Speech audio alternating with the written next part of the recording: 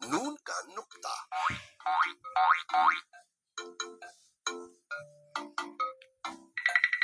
نون بہت پریشان تھا، نہ جانے اس کا نقطہ کہاں کھو گیا تھا.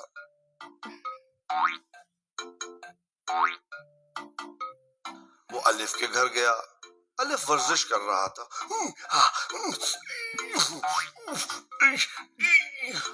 نون نے اس سے پوچھا، کیا تم نے میرا نقطہ دیکھا ہے؟ الف نے اکڑ کر جواب دیا، جی نہیں. نون بے کے پاس پہنچا. بے بستر پر مزے سے سو رہا تھا.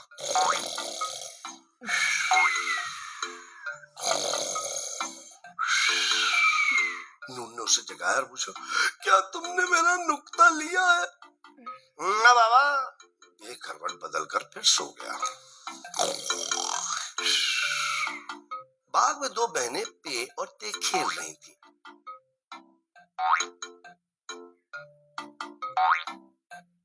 اتنے سارے نقطے دیکھ کر نون کی بانچیں کھل گئی اور لالچ سے نقطوں کو دیکھنے لگا.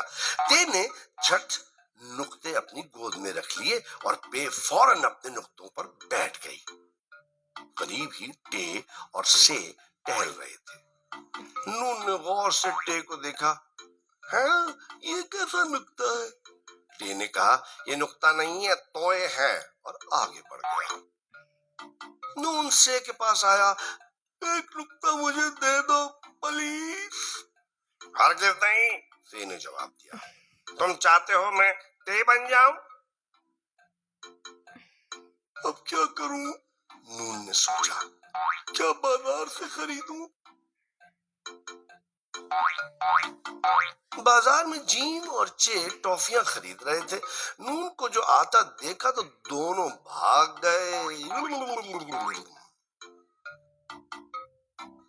پھلوں کے ٹھیلے کے ساتھ ہے اور خے کھڑی تھی. کیا تم مجھے اپنا نقطہ دو گی؟ نون نے خے سے التجا کی. یہ تو میرے سر کا تاج ہے، میں نہیں دیتی. خے نے اترا کر کہا. نون کے نقطے کی داستان دال ڈال زال نے بھی سن لی تھی. زال نے نون کو دیکھتے ہی اسے اتنی زور سے گھورا کہ وہ نقطہ مانگے بغیر ہی کھسک گیا. رے، ڑے، زے اور یہ مکے چلا چلا کر لڑ رہے تھے.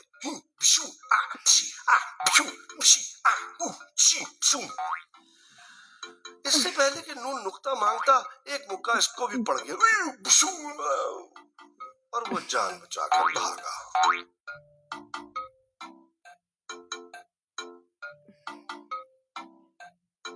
بھاگتے بھاگتے سین اور شین سے ٹکراتے ٹکراتے بچا. شین کے نقطے دیکھ کر نون نے کہا، تمہارے پاس اتنے نقطے ہیں، میں ایک لے لوں؟ یہ تو مجھے بھی نقطہ نہیں دیتا، سین نے شکایت کی. نون کا منہ لٹک گیا. کچھ ہی دور سواد اور توئے سوئے بھانڈا ڈال رہے تھے. نون بھی ان کے ساتھ ناچنے لگا. اس نے اچک کر زواد کا نقطہ لینے کی کوشش کی، مگر زواد نے اس کو دھکا دے کر گرا دیا. این غین نے آ کر نون کو اٹھایا اور سمجھایا، بھئی دیکھو، کسی اور کے نقطے ایسے نہیں لیتے، تم اپنا نقطہ ڈھونڈو نا. نون رونے لگا، میں تھک گیا ہوں.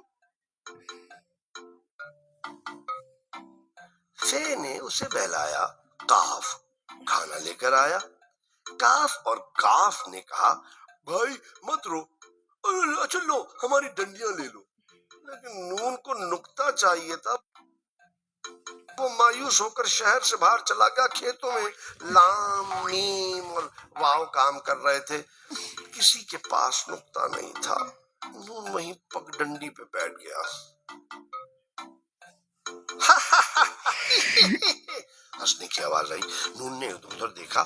ہے اور دو چشمے شاخ پر بیٹھے بے نقطے کے نون پر ہنس رہے تھے. سامنے سے حمزہ، چھوٹی ہے اور بڑی ہے، اسی طرف آ رہے تھے. دور دور تک کسی نقطے کا نام و نشان نہیں تھا. نون پریشان ہو کے بولا میں تو نون غنہ بن گیا. یہ نے تمام حروف کو بلوایا اور ان سے آہستہ سے کچھ کہا.